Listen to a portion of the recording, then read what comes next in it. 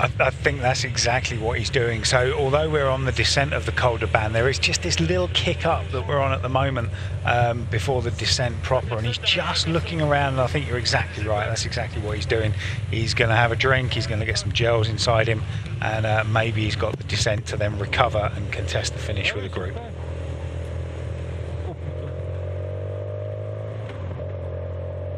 And that is exactly what Sylvain Dillier is doing here. He's going to allow this group of riders who have been chasing him and sitting around 15 seconds behind for quite a long time just to come up, and he's going to tag on with them and then try and hopefully hold on with this group through to the finish. I mean, what would you say their chances are? They've got a 4-minute advantage over the peloton, and really, as we take a look at the points that were snaffled there in the King of the Mountains, Sylvain Dillier with 8, Lubé out sprinting Guillermos for 6 points, but as we've already discussed, the Tourmalet probably wear that King of the Mountains jersey, indeed possibly where this race is going to be decided this year. But do they stand a decent chance of staying away? If it carries on like this, yeah, the bunch aren't really showing much interest in racing just yet. The last climb of the day, the Col de Santa Colombière, it's a nasty climb, but they don't drop all the way down, so it goes up to 718 meters, but they're probably only dropping down to about 350 meters. So yeah, it's going to be an interesting one. It's gone out to 4 minutes, and as you can see, the front of the bunch got a couple of Caja Rural riders there, but one AG2R and one Direct Energy rider on the front. I think that's Pierre Roland there as well, 121 from Cannondale. It's an interesting one because it could and will probably all change on the Tourmalet on Saturday. So, you know, a 3 or 4 minute gap now can go. And then they'll contest it on Saturday, and that could come back. So we've got a chase group here just going off the front as well. I think that's is that Grifko in there from Astana that was away earlier on as well? Yeah, it looks like this is Grifko, who managed to pull himself out in front. He's now been joined, or has managed to join up, I think, with the third group that was up the road, including Anthony Perez of the Cofidis team, and we've got David Arroyo Duran from the Caja Rural team as well. So those riders all together with Richard Carapaz of Ecuador, who's in the Movistar colours there, just a little further along. Bryce Fallou there as well, the tall rider in the white, third from the back at the moment. And Bryce Fallou, I mean, a very, very good rider, and a rider, of course, who's won a stage on the Tour before. But he's looking to get himself involved, and will be hoping to ride the Tour with Fortuner Vital Concept as well. One of the 10 teams out of the 16 taking part here who will be competing in the Tour de France. Now, Sylvain Dillier's group have 1 minute and 30 roughly over this group, and then you drop back currently, as far as we know, another 2.5 minutes to the peloton. So two quite strong groups. If this group was to join up with the Dillier group on the final climb, you would fancy that they would stay away then, because that would give them plenty of traction. Well, you would, but it's 1 minute 30 back to that other group, so you know, if they're not going to wait for them, and I can't see them closing down 1 minute 30 on the descent. It's quite a long descent. Well, we got probably 20k of downhill before we start the last climb, and it doesn't start straight away. It's a kind of stepped climb, isn't it? It goes up in 3 distinct places, and there is a small, I won't call it a descent in the middle, but there's certainly a bit of false flat in the middle where they will be picking up some speed. So 1:31 back to that chase group. They're actually riding at the front here. We've just got Dillier at the back, who's being allowed to just gather himself and get his legs back a little bit before they ask him to start working. But for me, if they get to the bottom of the last climb, it's Elisond that I think is the best climber here. We were just looking at his stats, and he's, you know, it's 59 kilos. He's complete and utter lightweight. So if he gets to the bottom of that climb, he's come out of the Giro he abandoned. I think it was stage 16 of the Giro that he abandoned, when Sky really did get decimated a little bit when Geraint Thomas abandoned, and I think we can hear from him now. Yeah, we're going to hear from Geraint Thomas, and then I think we can suitable time to have a little bit of a discussion about him and form going into the Tour. So, hello, Geraint Thomas. How are you feeling after the disappointment of the Giro, and what are your personal ambitions in this Route du Sud? Yeah, I feeling a lot better now. Thanks. Just started training properly the last sort of week or so. So yeah, just here to get good 4 days of racing in, and see what happens. But I'm pretty relaxed and just enjoy being back on the bike. Okay. Do you have one leader on this race, or maybe you will have all your personal chains? Yeah, I think everyone's got an opportunity every day, really. You know, just race aggressively and see what happens. And obviously Sergio is good for the overall. And then for sure I'll have a go on Saturday as well. But like I say, just pretty relaxed and just see what happens. Okay. What do you think about this stage, the first stage? It seems pretty easy, but maybe it will be tricky. Yeah, I think the heat certainly will make it tougher, and obviously the climb at the end. I don't think it's too hard, but 10k to go at the top. For sure people are going to try. So I think it'll be a attacking, aggressive race. Thank you very much. Well, interesting. It hasn't been too aggressive a race so far, but these riders involved down in front certainly are pushing it along, and Kenny Elissonde, one of Geraint Thomas's teammates, is involved in the breakaway, and we see Sylvain Dillier dropping to the back there. I wonder whether he'll be able, after that long stretch of time that he spent out in front, to hold on here. Let's talk about Geraint Thomas whilst we've just heard from him. Plenty of ifs and buts after that Giro d'Italia. If he hadn't crashed out of the Giro d'Italia, I suppose the first question is, would he still have been being drafted in for the Tour? It's a difficult one, isn't it? I mean, you don't know that he is being drafted in for the Tour yet. He's here, and he said he only started training properly a week ago. So that will be a week's worth of training, and then this race, and then another sort of week's worth of decent training before he has to start backing off for the Tour. And we're just going to go to a commercial break, and I'm sure we can pick it up afterwards. We will do. 36.2 k's to go, stage 1, Route du Sud.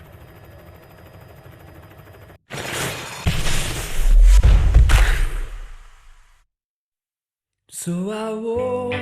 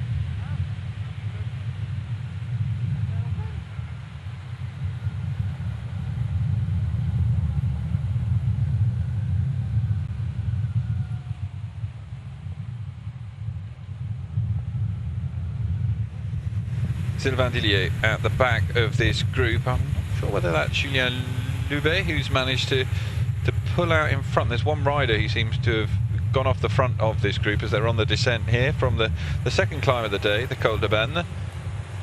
Romain Guillemot, Sylvain Dillier, Clément Chevrier, along with Luis Angel Mata Maradones, Jeremy Roy, and then Julien Loubet. Some very beautiful scenery that we will see here down in the south of France. And as we heard from Julien Loubet, such an important race for all of those French riders who hail from the southern part. They know the roads back to front, they know the climbs, every single one of them. And so they love coming to race here. And it just gives them a great opportunity just to fine-tune their preparation for the Tour.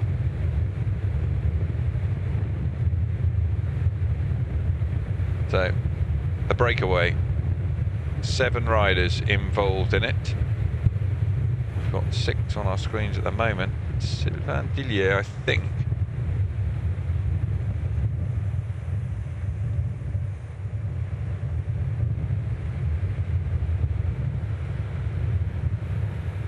This is the chasing group. So, Carapaz, Arroyo Perez, Feu, Finetto. There's one other rider in there, minute and 3 currently behind. They've closed the gap by 30 seconds. Gadis Smakoulis, who was the rider who actually broke away with Grivko. So Grivko isn't now involved in this group. So 7 riders out in front. This group of 6, and I mean, are you impressed by how much they've managed to close the gap on this descent? Because that's 30 seconds over the first 4 or 5 kilometres. Yeah, very much so. We went away to a break having discussed that, you know, they're not going to wait for them, and it was 1 minute 30. It's highly unlikely they're going to bring that back, but they've already brought it back, as you say, by 30 seconds. 31.5 kilometres to go. We crest the top of the last climb with 11.8k to go to the finish.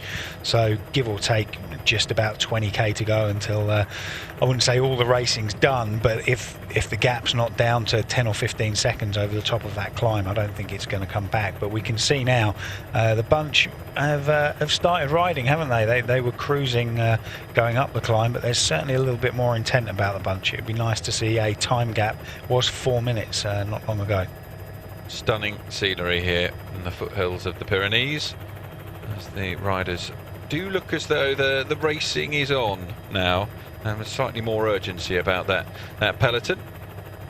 Yep, and that gap again has come down from the chase group to the second group to 58 seconds. You can see here, this is your lead group. Alessandro at the back there, and rider number 63 from AG2R.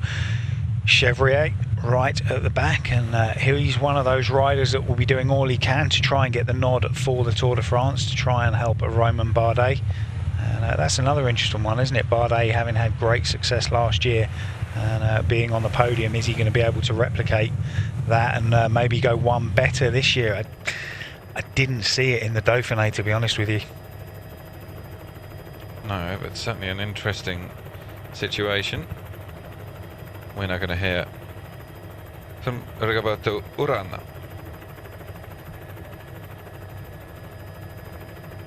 Rigoberto, ¿cuál es su ambición para la carrera?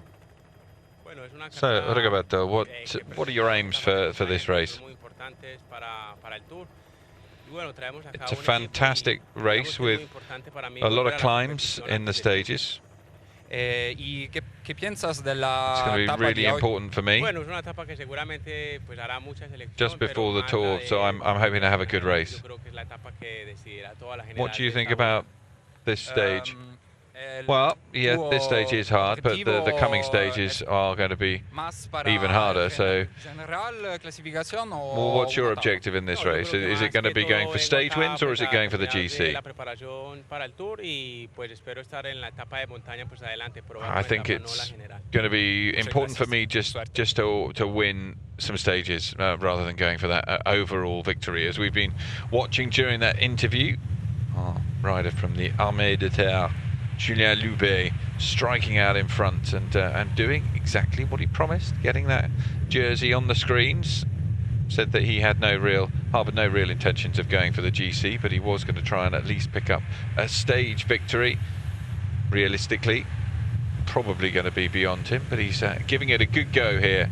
And at the moment, this group, Loubet, Guillemot, Roy, Elisson, Chevrier, Maradones and Dillier find themselves just just a minute ahead of the chasing group of Arroyo Duran, Feu, Perez, Carapaz and Veneto. So that is where we are. He's opened up a big gap there, and saw a minute ago just before we panned back. Yeah, he's sat on the top tube in that highly dangerous and unstable descending position. You try and get out of that position quickly if you see something coming up, and you end up catching the saddle, and you haven't got much control over the bars at all. But just want to go back to the interview we had with Rigoberto Urán, a rider that promised so much when he was at Team Sky. Didn't really work out for him there, so he went to Quick Step for a couple of years and was anonymous, wasn't he, when he was there. Now at Cannondale, a team which until the Giro, when Pierre Rolland was on the attack virtually every day when the road went anything other than downhill, and pulled off that stage win, which they desperately needed. Over 2 years, the motorbikes these days have got to get out of the way quicker than that. But you know, pulled off that stage win, having gone over 2 years for Cannondale without having a Grand Tour win. They desperately needed that. Urán, I think, if he's going to resurrect his career as a Grand Tour GC rider, he needs to do it very soon, because Roland's there or thereabouts, and you know, he's going to be up there in the Tour. Cannondale really do need a little. I think they need a little bit more direction, personally. It certainly looks that way, especially when you look back, as you've just mentioned, that 2-year void, not only without a Grand Tour win, but until their stage win at the Tour of California, they hadn't had any form of win. It was desperate times for Cannondale, but they did manage to at least right that. Pierre Rolland, yeah, he's going to come into the Tour, and of course he's going to try and do things, and I think it's been really interesting reading up about this race. They've had various surveys online, on social media. What's the most predictable thing that can happen on the first stage? And it was Pierre Rolland going on the attack on one of the climbs, and we're yet to see him actually do that on this first stage, but he's still got one climb to go, so he might try and attack off the front of the peloton. Motorbikes, when they went round this corner just a few moments ago, or when Lube went round the corner, nasty bit of road furniture on the corner, which just flipped there. And no one standing on that bit of road furniture waving a flag, so it was a nasty turn. Well, the tricky thing was they went round the corner and there was no, you know, you've got the guy there with the flag, and I just think he unclipped his pedal. Yeah, he just think he unclipped his pedal coming around that corner. He didn't hit anything, but as they went round that corner, there was the island right in the middle of the road on the apex and on the line that they would want to take to go around that corner. And just for me, the motorbike should have been out of the way, because if you haven't got someone there warning you of it, you don't know what's going to be there. So we've seen far too many incidents in the last couple of years with cars and motorbikes getting in the way and really affecting the race and the riders' health and well-being, which just isn't acceptable. Really wanted to ask you about that, because it's one of the notes I made, obviously, about Geraint Thomas, is the fact that he did succumb because of one of those cycling crashes, and it raises important questions. And those questions really are, my question for you was going to be, is it that we're seeing more problems with motorbikes and team cars, or has it always been in existence? It just happens to be that we're seeing more because there's longer camera coverage of stages on Grand Tours, on all races, and therefore we're seeing it and think, wow, it's a lot closer than it ever has been. Or is it actually a worse problem than it ever has been? I think it's a worse problem, and it's not because of any of the standards of riding, so to speak, but cycling's profile now is so big, so people watching at home are thinking, well, okay, we're watching on Eurosport, and don't think that there's every company that's broadcasting there has got their own cameras there. There's normally a what we call host broadcaster. So if you're watching on Eurosport or any other channel, you'll see the same pictures, but with maybe some different graphics and different commentators. But what you have got now, you've got so much more print media and online media covering the races that want all their own reporters there, all their own photographers there, that you've got that many more motorbikes in and around the race taking still images and having online commentary while the race is going on from a motorbike. So that's why there's so many more motorbikes, and you can't just say, well, we'll just have the one camera bike or the one still camera bike, because I wouldn't quite go as far as saying it's restriction of trade, but people have got to earn money. But they've got to realise that a push bike and a motorbike or any sort of motorised vehicle coming together is not going to end well in any way, shape or form. It just doesn't end well, and we've seen it far too much, especially last year when we were when we were going up the Alps, when Chris Froome and Richie Porte ended up going into the back of the bike and Chris was running for 300 or 400 metres without a bike. When you've got the crowds encroaching on the road like that, you know that it's not going to end well. You know that we're going to have 15 bikes all in a line and they're all going to be vying for last place so they can get that picture. That was on Ventoux, wasn't it? And it was because they brought it was Chalet Renard that they brought the finish down to because of high winds, and it meant that all of the crowd came down from the top of the mountain down to, and they were then filling an area which wasn't fenced off properly, so it was all down to weather conditions, but it led to some of the most spectacular footage from last year's Tour. And yet the reality of it is that the cyclist safety was not considered properly there. Yeah, and I think also, you can look at most of the climbs in the Grand Tours where the crowd do encroach on the road. We see some ridiculous episodes of people running alongside the riders in all sorts of stupid costumes, and it's not going to take long until someone falls in front of a rider or into a bunch, and that affects the outcome of the race. Look at the Giro with the bike that affected Geraint Thomas and all the other riders that were brought down by that crash, and it's fair to say that ended his Giro hopes this year. So we really do need to sort it out and have some sort of guidelines as to how close the bikes can get or how many bikes we're allowed in there, because especially, as we say, on the uphill stages where the riders are going slow, the crowd are encroaching on the road, the motorbikes are going slow, and having the race for last place so they can get the best shot because they can only go up one at a time. We need to look at that. I don't think it's so much a team car problem. Yes, we've seen a couple of team car issues, but most of them have been motorbike issues. Saint-Pons de Thomières, which is our finish line for today's stage. A typical village from this part of the world.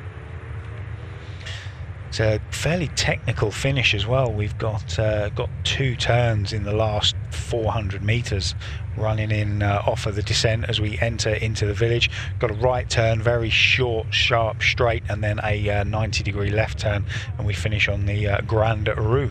So it's not an easy finish as they run into it off of that. What do we got off of that 11k descent into the finish, 11.8k descent into the finish. Current situation is, I don't feel, it's not a minute and two or a minute back between Loubet and the chasing pack. It must be a minute to the second chasing group, and once again we're seeing here in the main peloton, having looked as though they were racing on the descent, they look to me as though they're sitting up a bit. Yeah, the only thing I would say is we've got a couple of Sky riders on or near the front. We've got a couple of Movistar riders on or near the front. They haven't started riding yet, but maybe there's a little bit of intent. I don't think that's intent to go for the stage win, but maybe just to bring this gap down to something a bit more manageable. But here we go, completely against what I said. The second group on the road have caught the front group. So that minute and 9, I think, is to the French army rider that was away, Loubet. Which is impressive, but we also said that if this group was going to stand its best chance of getting through to the finish line without the peloton catching them up, then if they worked all together, it's now going to be interesting to see how they do work together, and if they do work together, because so often we've seen in recent races where you get a big bunch of riders come together and then they just work so ineffectively together that they're easily reined in. Yeah, I mean, it depends on the makeup. We can see we've got 2 Cofidis riders in here as well. We're going to have 2 Delco Marseille Provence riders in here. I think we've got 2 AG2R riders. So yeah, Kenny Elissonde is arguably the best climber in this group, just sat second from the back, and be interesting to see if they really do start riding, if they think they can bring Loubet off that of that last climb if they think they can bring him back. But he's opened a minute 17 very quickly, if that is the gap to Loubet and not back to the bunch.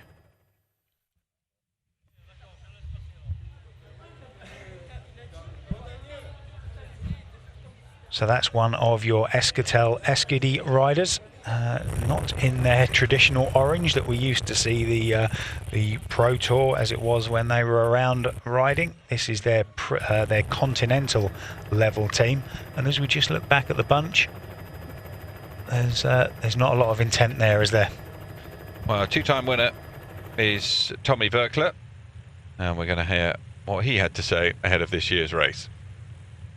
Deux petites questions, c'est que tu es très sollicité, dernière route du Sud comme la plupart des dernières courses cette année. Well, Tommy, there are many questions obviously to ask you. This is your last Route du Sud.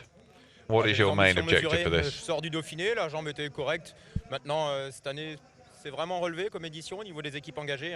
Cette route du Sud, c'est du haut niveau. Well, I have pretty simple objectives coming into this. I want to go out and enjoy my race. It's a high-level race, and I'm looking forward to it. In a couple of days, we've got a massive mountain stage, so it's definitely going to be a very tricky race indeed.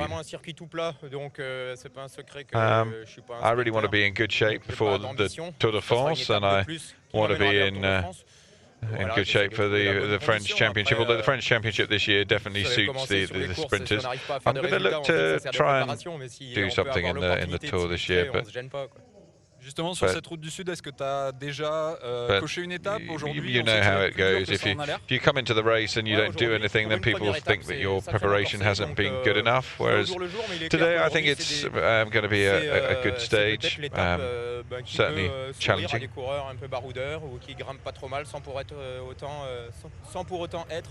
probably going to be a good stage for riders who like to attack and head out, but I don't think it's going to be too decisive when it comes to the GC, and I think probably pretty shrewd words as far as Tommy Voeckler is concerned, because today's stage doesn't look as though it's going to be particularly decisive as far as the general classification is concerned. Sky, Movistar, AG Desert sitting on the front of the peloton at the moment, and the pace just being pushed up a little by Gianni Moscon of Italy, who is sitting there just in front of Daniele Benatti.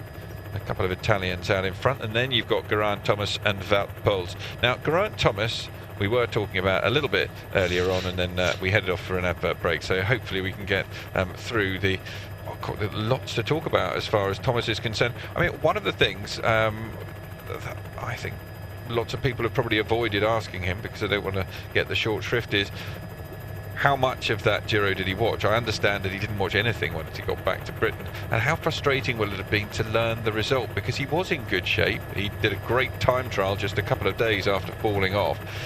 And the reality is, if you wanted to compare riders, Dumoulin isn't that dissimilar to Thomas as a style of rider. And therefore, is he going to think what might have been? Oh, very much so. I think he'll definitely be thinking that. It was a race where he was supposed to go into it, and you know, his coming of age as riding a Grand Tour in his own right, not in support of somebody else. So I think he would have been very, very disappointed in the way it ended. Also, as you say, with Dumoulin winning the race in the style he did, you know, there were a couple of stages where you looked at Dumoulin, you thought he's getting dropped, he's losing time, but he rode such a clever race. He limited his losses so well, and knew exactly what he could do in the last time trial. Geraint Thomas, I can't remember exactly how much time he lost to Dumoulin in the time trial, but it certainly wasn't minutes. I think it was a matter of I think it was about 15 seconds from memory. So would he have been on the podium? I think he probably could have been on the podium if he had ridden sensibly in the way that that Dumoulin did, but he had a stronger team around him than Dumoulin did. You know, Dumoulin, to all intents and purposes, every time when it really got grippy in the climbs, he was there on his own. I think he had Simon Geska with him a couple of times, but the rest of the time he was just there battling on his own.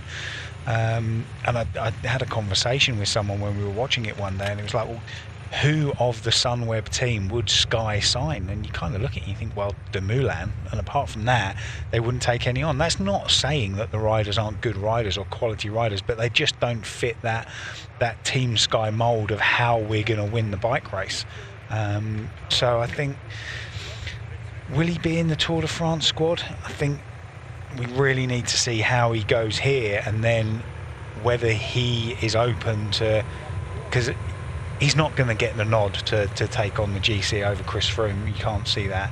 So will he go to the Tour de France and support Chris Froome? I think he probably will, because he's done it before and he'll do it again, and he's not a egotistical rider, he's not an arrogant rider. He's quite happy to support other riders as long as he gets his own chance, which he has had, and I'm sure will come again for him. But as we just flick up to this front group, as they're starting to climb the bottom of the Col d'Saint Colombier, and there you go, Kenny Elissonde, the first rider to attack.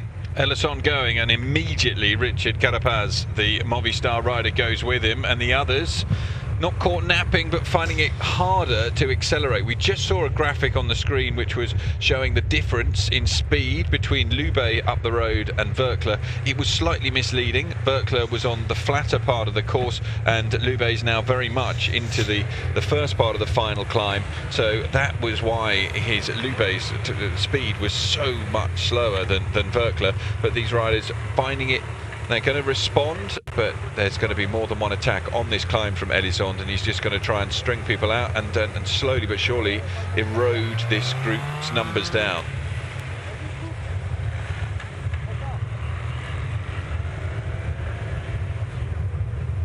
Elissonde back out of his seat, up onto the pedals, and looking to push things along. So far, David Arroyo Duran, as you would expect, right at the back of that group, managing to tag on. Well, it's already shredded to 3 riders out the back. Dillier from BMC was away all the time earlier on. Bryce Fallou, that's just gone through your picture there, and I think it's the rider from Direct Energy, yes it is, who's also chasing back on rider number 14, that is Guillemot.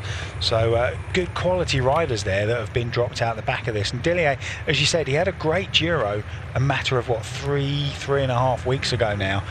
Is it just showing that you know, it's very hard to come out of a 3-week tour, back it up, and then potentially go into another one so soon? Because the time between the Giro and the Tour de France has come down so much now. It's a big ask, isn't it? Huge ask. Mauro Finetto sitting on the front there. I think it's one of the reasons that we don't see Nairo Quintana here. It's many people have said, is it because his form's just not right? His form didn't look brilliant at the Giro d'Italia, and yet lest we forget, he very nearly still won the race, but he was hoping to do the Giro Tour double this year, and in order to be in the right shape to get ready for the Tour, if he doesn't feel that his legs are ready to take on the Route du Sud, there is absolutely no point in him going out and doing it with just a couple of weeks to go until the Tour de France. He might just have to go into the Tour a little undercooked and survive the first week.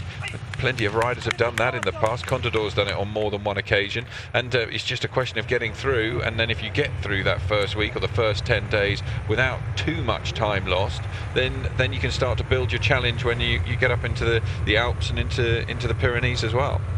I think Quintana's biggest problem, and I'm stating the obvious here, is his time trialling. The biggest problem he's going to have is if he goes away and spends time concentrating on his time trialling, it's going to detract from his climbing ability. He's an out-and-out pure natural climber, whereas Chris Froome, yes, he's a fantastic climber, but he can also time trial exceptionally well. So he doesn't have to spend as much time going to do that. And we saw, you know, if you go back in the past, look at the Schlecks. The Schlecks were fantastic climbers. They had Cancellara on their team who, you know, could have taken them out time trial practice day after day after day, but they just couldn't time trial no matter what they did, which is why they, you know, didn't actually win outright a Grand Tour. We had all sort of shenanigans with other bits and pieces and asterisks next to people's names, but they never won a Grand Tour because they were let down by their time trialing. So Quintana, I think He's won Grand Tours, obviously. I'm sure he'll win another Grand Tour in his time if the parcours is right for him and there's more summit finishes than time trial kilometres, etc, etc. But you know, he really is up against it if he's going to take on Chris Froome in time trialling and climbing. Sylvain Dillier and Romain Guillermois aren't quite being dropped there. They're trying to hold on as desperately as they can, but they are around, it looks about 10 to 15 seconds down on the main group. Hélisson preparing to launch another attack. It looked off the front, just back up onto those pedals and pushing away as we take a look now at the remainder of the main peloton making their way through these beautiful, lush, verdant green pastures in the mountains.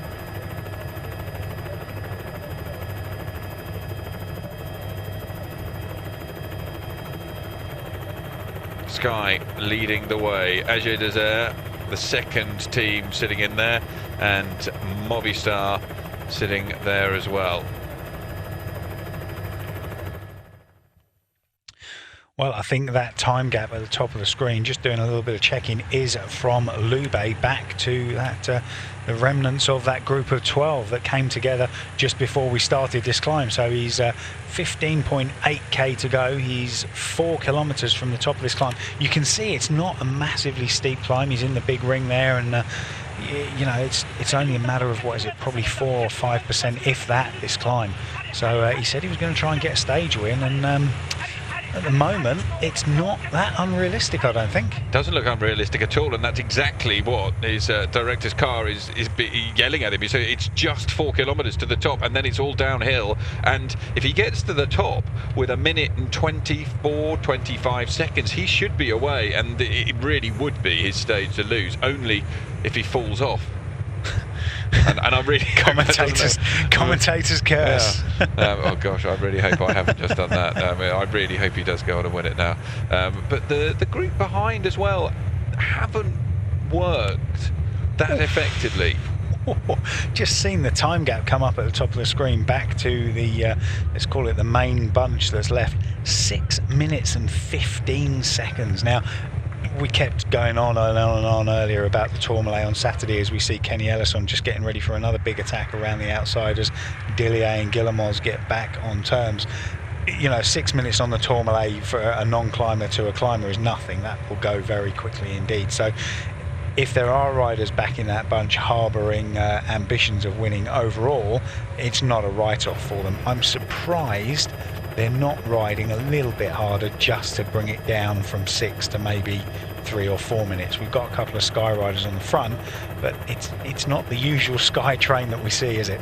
It's not, but Brian Thomas we've spoken about. Wout Poels is taking part in his first race since February. He had a terrible season so far, struggling with injury, and he's been told that he needs to go out there and prove that he's fit if he wants to be one of Chris Froome's lieutenants in the Tour de France. So I mean, it's a challenging race for him, and I mean, what questions would you be posing here? Would you be looking at it thinking, well, he's not really racing, we need to see him racing? Or are you thinking, Sky's plan is, we've got Ellison up the road, we don't need to get involved with that, we can just go along at the pace that we set, and we save ourselves for the Tourmalet, which is the proper test? Well, I think so, and it was interesting when we heard Geraint Thomas talking earlier and said that you know, we've got Hay now for the overall.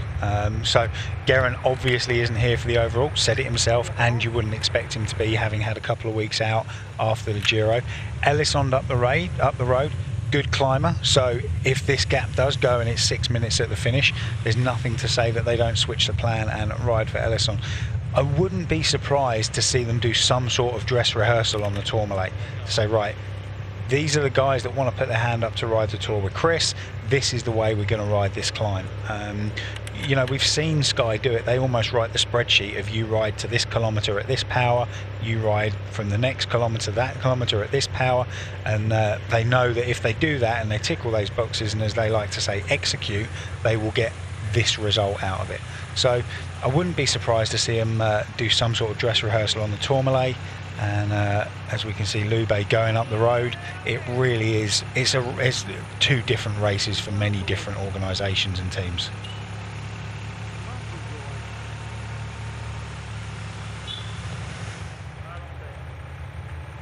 Well, Lubé, who we just saw up the road, we had the nice demonstration of the graphic of it. It was 2.7 kilometers, 138 meters of elevation remaining for him to go through, and also he was an average of 5.1% that climb, as we just see Movistar's Richard Carapaz just drop back. Been impressed with what I've seen from him so far today. The only real tests that he's had have been Elisson's attacks, and whenever Elisson goes, Carapaz has responded. Now, is Elisson just going up that inside and thinking about having another attack here? We got an attack flying off the front. Feillu from Forneto Vital Concepts opens up a gap, which surprising because he was dropped a matter of 3 or 4 kilometers ago. But you can see here it's not a steep climb. You know, they're big ring, they look like they're racing on virtual flat. You know, it's not the sort of climb that would suit an out-and-out Quintana climber. So you can see that they're really racing up here very hard indeed. Still 1 minute and 7 to the rider that's away, and it looks like Feillu's just gone off the front here, and this could be dangerous. He's a good rider if he gets his head of steam up.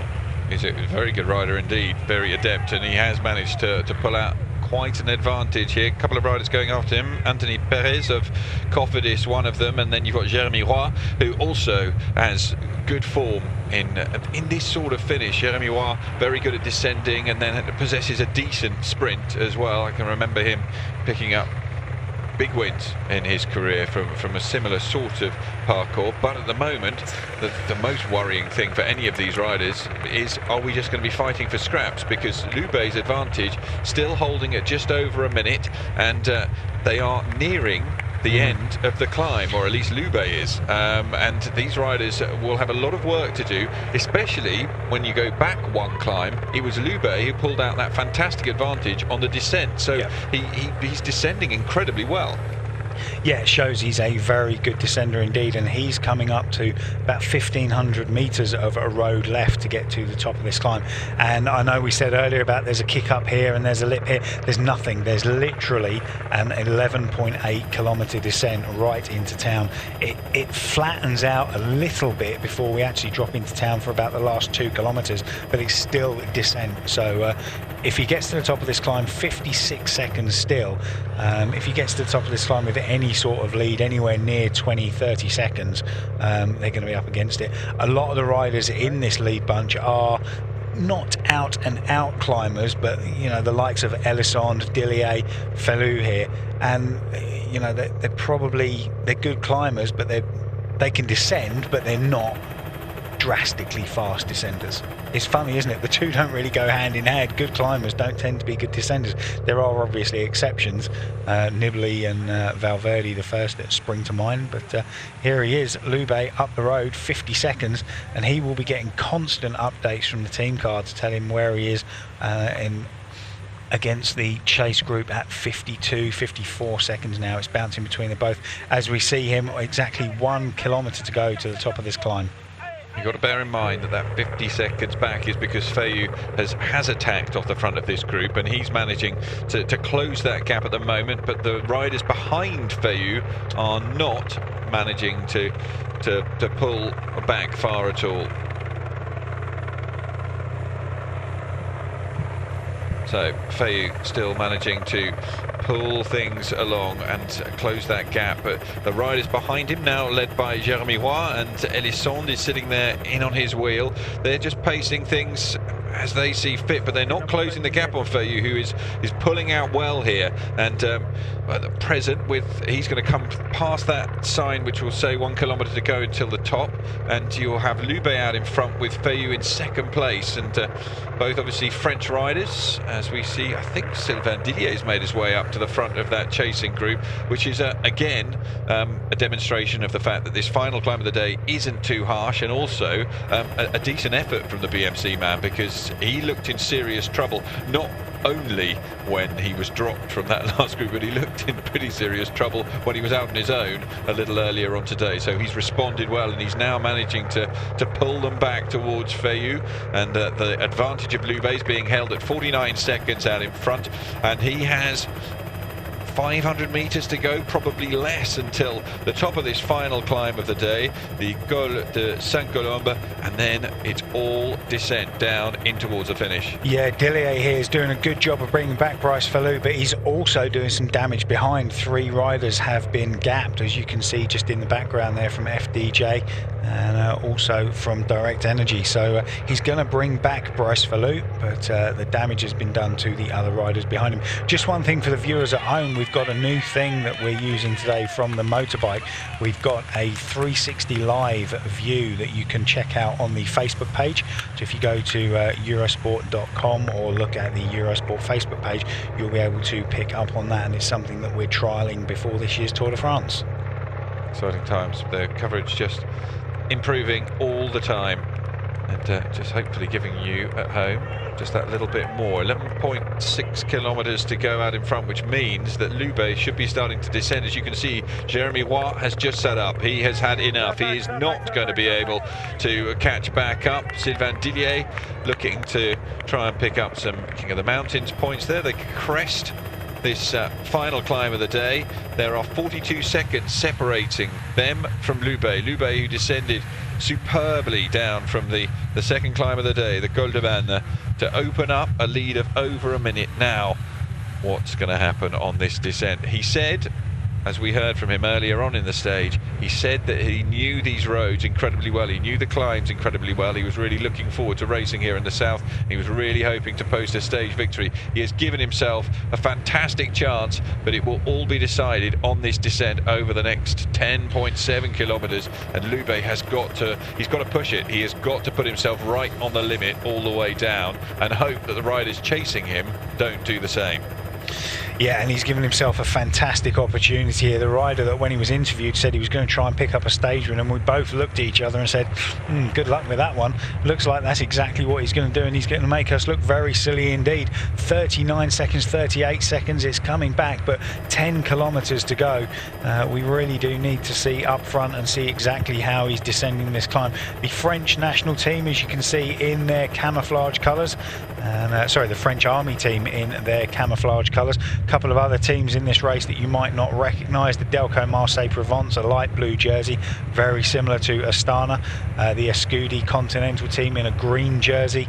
HP Uber 93 in a blue jersey, and then Roubaix Lille Metropole in a pink and black jersey. But as we flick back up here to the front and look at Julien Loubet from the French army team, rode for Fortunato Vital Concept last year, and before that spent a long time with AG2R Le Mondial and AG2R Pré-Avance before that.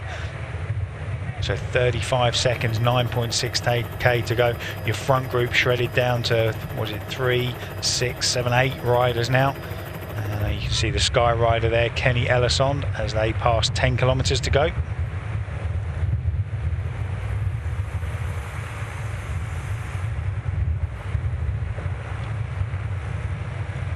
Guillemot and Chevrier and Roy were the 3 riders who were cut loose by this leading group. Mauro Finetto is the rider in the Delco Marseille Provence team jersey. Sylvain Dillier from BMC, Elissonde from Team Sky. And we also got sitting in there Richard Carapaz, the Ecuadorian rider for Movistar. So there's a decent group of 7 riders here. Take a look at the points for the King of the Mountains. Loubet picking up 6, and Mauro Finetto the 4, Dillier 2. And well, in irrelevance really, that one final point, it will all be decided on the Tourmalet, the King of the Mountains jersey, and as we keep on saying, probably the overall. 33 seconds. Loubet knows that he is going to have to push this out. The bit I fear for him is that final 2-3 kilometers when it flattens out. It's just whether he can time trial his way in, or whether one of these riders will be able to really ramp up the speed on that particular part. And if they work together, that's the sort of area. If they do need to get within striking distance, they need to take this advantage down. And at the moment, Loubet is managing to eke out a few extra seconds on the descent, and this group not working perhaps as effectively together as they should be. David Duran and Luis Angel Marte Maradones, the 2 extra riders in there, Mauro Finetto, Elisande and Feyou, have been involved for plenty of time, but Loubet just going for it. Well, he's already had a win this year when he won the Tour de Finistère, 1.1 French national race earlier in the year. Put away Pierre Latour from AG2R Le Mondial, amongst other people, who you know, is going to be AG2R's probably backup rider, if you like, at the Tour de France, the young Frenchman who many are saying will be the next French Grand Tour winner. So Loubet, you know, not unaccustomed to winning bike races, had a long career, as we said, been professional since 2006, and you know, he's not a rider that doesn't know how to win a bike race. He's done a great job here, just under 40 seconds going into 6.6 kilometers to go. You go back all the way through his career, and he was the under-23 national road race champion back in 2004, so seen as one of the great hopes of French cycling back then. 32 years of age now. Those days are gone. Certainly the expectation that goes along with that will have gone as well. But here he is, off the back of that Tour de Finistère win just a few weeks ago, earlier on in the season, but also winner a couple of years ago of the Paris Camembert. Some big wins in his career. I mean, the Paris Camembert, a huge race, but Loubet is continuing to pull away, and now Dillier, I think it is, who's gone off the front and trying to put some distance between himself and that chasing pack. Finetto is the man sitting in second in the bright Azzurri blue of the Delco Marseille team, and then you've got Carapaz of Movistar, but Sylvain Dillier has decided that he needs to try and put the hammer down if he's going to try and catch Loubet out in front. I think at the moment looking highly unlikely that Loubet is going to be caught. Well, yeah, he's only ever won 3 bike races in his professional career. As we said, the Tour de Finistère, you have to go back all the way to 2015 and 2010 for his other 2 race wins. Started 4 Grand Tours in his time. 2 times started the Tour of Italy, and 2 times started the Tour of Spain, only ever finished 1 of them. So not, as we said, not unaccustomed to the big races, ridden many of the classics, and that, you know, you look at him, that's the sort of rider that you think he is. He's a punchy classics rider who can get over the climbs when he needs to. So still got 32 seconds with 4.5k to go, and you see there Dillier just nudging off the front of this group. I don't think that's an attack. I think it's just that he's a better descender than the rest of the guys in the group. Loubet coming up to 4k to go, 32 seconds. It's all downhill. So unless, you know, I cannot see him getting caught now.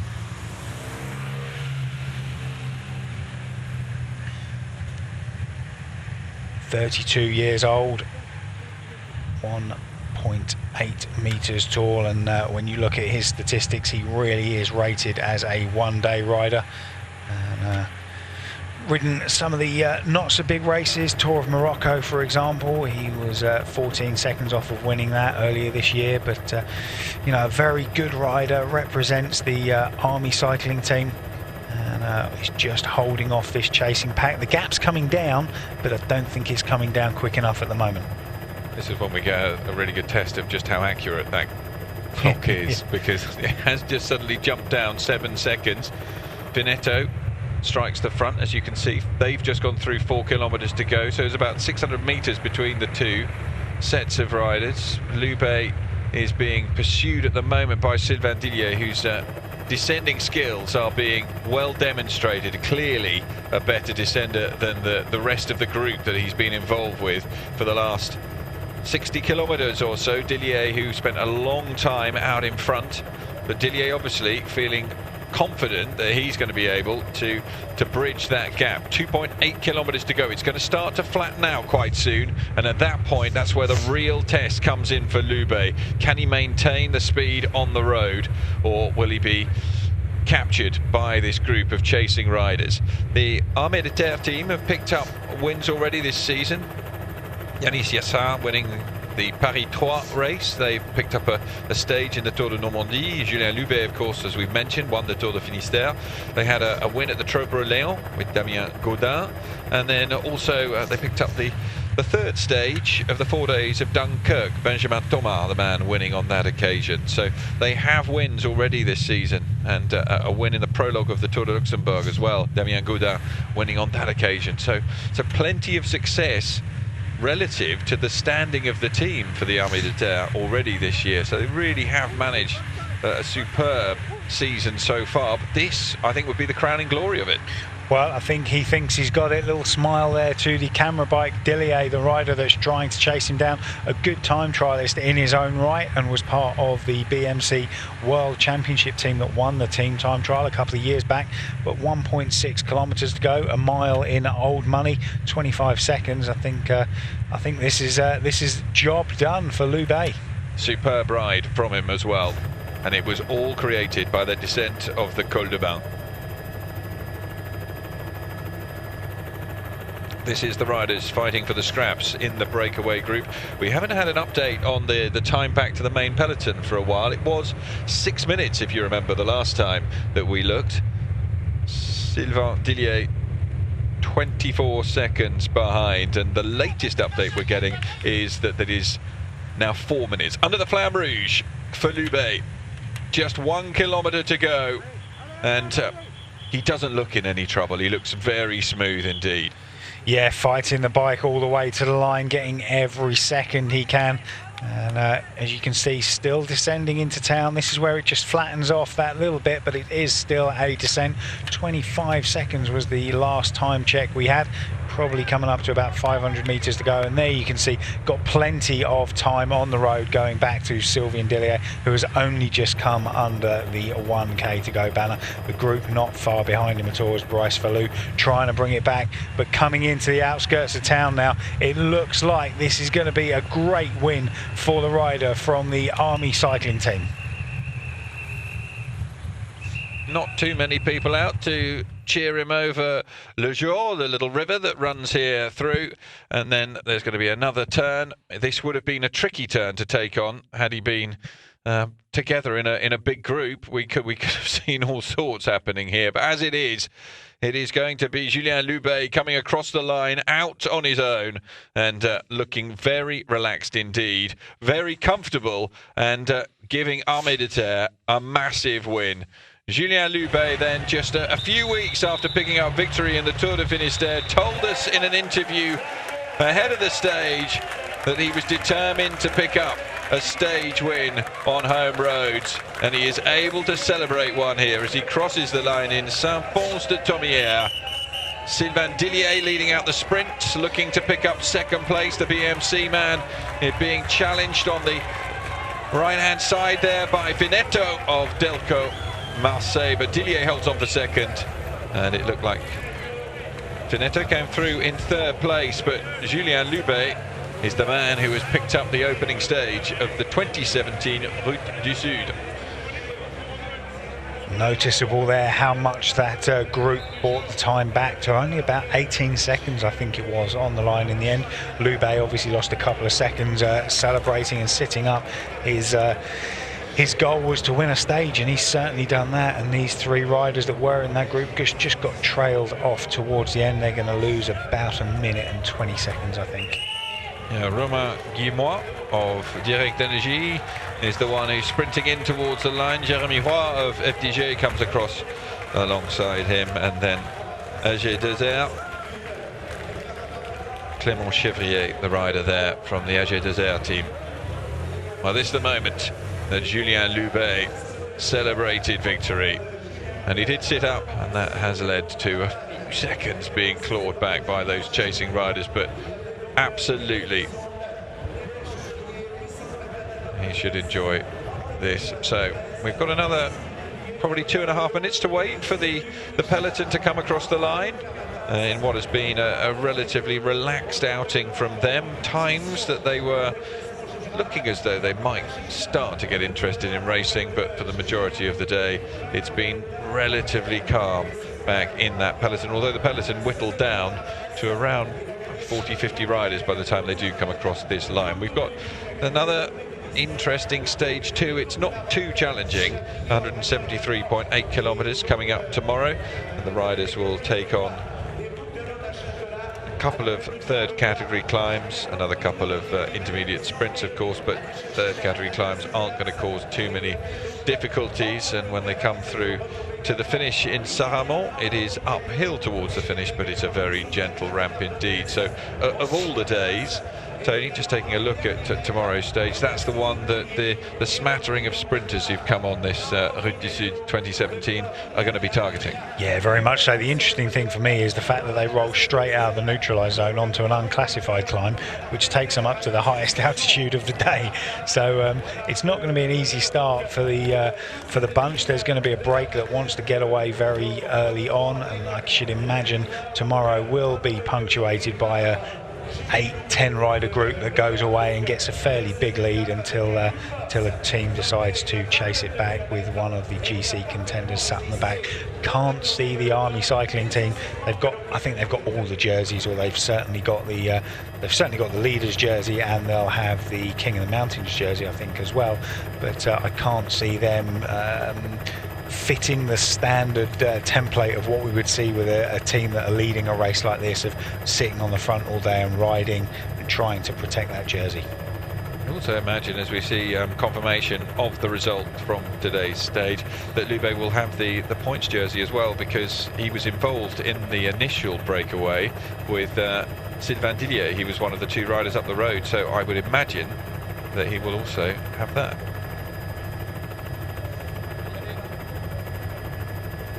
Overhead picture here of the main peloton making their way down towards the final destination, Saint-Pons-de-Thomières. It's 176.6 kilometers that they've spent in the saddle today, and all of those main contenders have stayed out of trouble. Let's hear from Julien Loubet then. Well, ahead of the start today, I know I said that I thought that I might win, but I mean, I really never thought about it at all, and I've loved the stage. It's a really wonderful stage, and I'm so glad to take my chance for my team and for myself as well, and I really enjoyed it. So when I got the chance to come out and cross the finish line in first place, it was just amazing, and so I'm absolutely delighted for absolutely everyone who supported me and everyone who I ride with in the team, and it's great.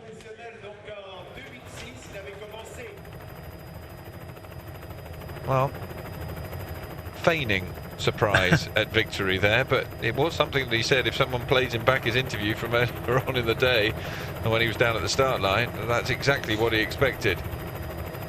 Yeah, just don't play back our comments, eh?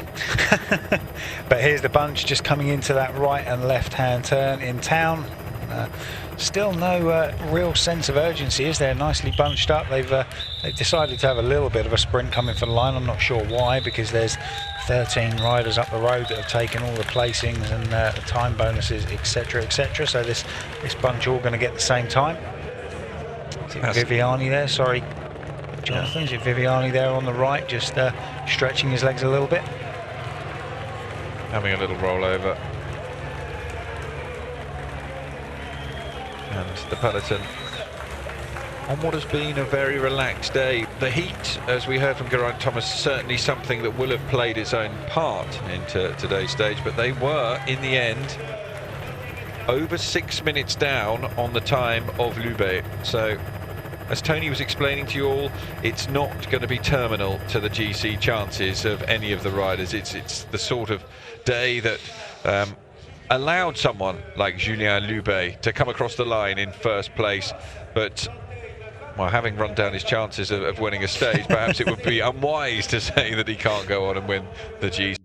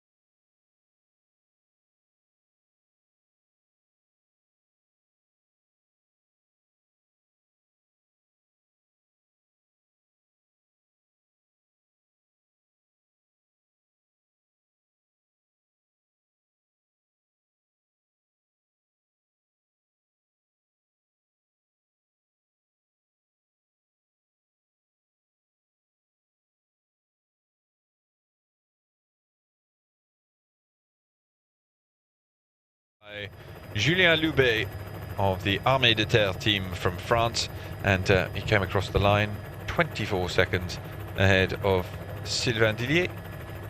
So that is the general classification, and a few bonus seconds picked up there by Loubet and Dillier in order to increase that advantage over Mauro Finetto, who came through in third. And so we're going to take a look back at the highlights of the day. Loubet sprinting there to the top of the second climb of the day, the Col de Banne, and when he went across the Col de la Banne, he then accelerated away from the chasing group. He actually picked up 1 minute and 40 seconds on his fellow breakaway riders on the descent, and Sylvain Dillier, who'd been out in front for so much of the day, started to struggle. Jérémy Roy was the FDJ rider who pressed things ahead, and for a long time he looked as though he was going to be able to be competitive towards the end of the stage. However, he faded badly on the final climb, and that caused him some pretty big problems. So Loubet at this stage had pulled his way out in front, and the chasing riders were 1 minute and 20 minute 30 seconds down on the Armée de Terre rider, and he started making his way up towards the final climb of the day, the Col de Saint-Colombe. Behind the main bunch had lost a lot of time, and they were over 6 minutes down at this stage. Andrei Grivko was involved in a counter action, but Grivko faded badly, and so in the end he wasn't involved in the final sprint to the line. Kenny Elissonde in the Team Sky colours had a couple of snipes away on the front during that final ascent of the day, and Brice Feilloux as well flying up the road. And Feilloux managed to take several riders with him. In the end, it was somewhat surprising actually. It was Sylvain Dillier who closed the gap there on Feilloux, as they all tried to close the gap on the man up the road, Loubet. Loubet by this stage down to around a 40-second advantage as they approach the peak of that final climb, the Col de Saint-Colombe, but Loubet then got over the top of that and headed for glory. He knew by this stage that he had every opportunity to hold on towards the finish, and he did so in a pretty impressive style. Coming across the line around 18-19 seconds ahead of Sylvain Dillier, picking up his second win of the season after the Tour de Finiste, and the Armée de Terre team enjoying yet another success here on home turf in France. So Sylvain Dillier coming across the line in second place, being put under a lot of pressure there by the rider from Delco Marseille-Provence, Mauro Finetto, the man coming third. And Finetto sits third in the overall standings as we see them now. Loubet in front, 24 seconds ahead of Sylvain Dillier, with Mauro Finetto in third. And there's another Frenchman, Anthony Perez, in the fourth position at the moment. Brice Feilloux and Kenny Elissonde down in 7th and 8th.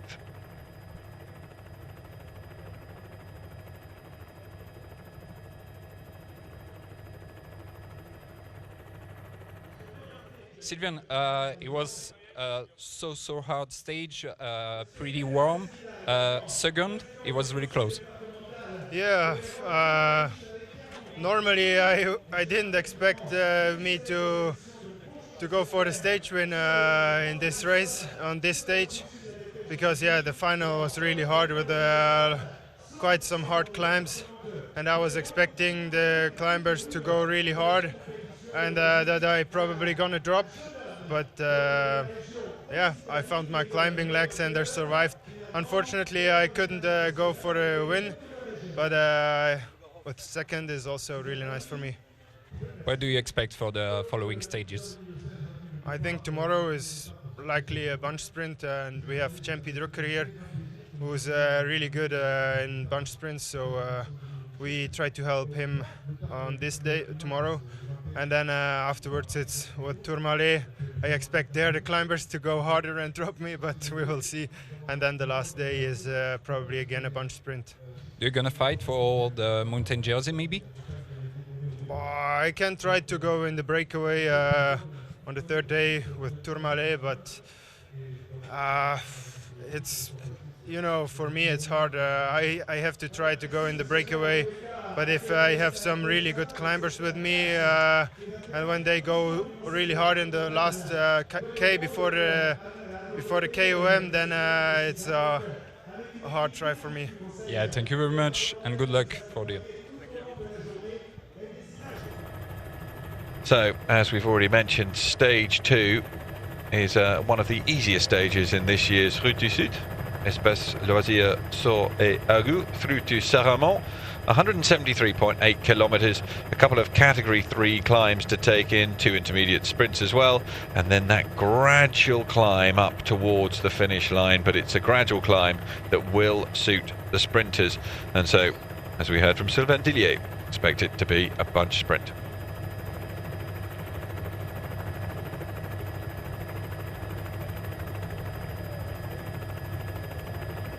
Stage 1 of the Route du Sud, won by Julien Loubet.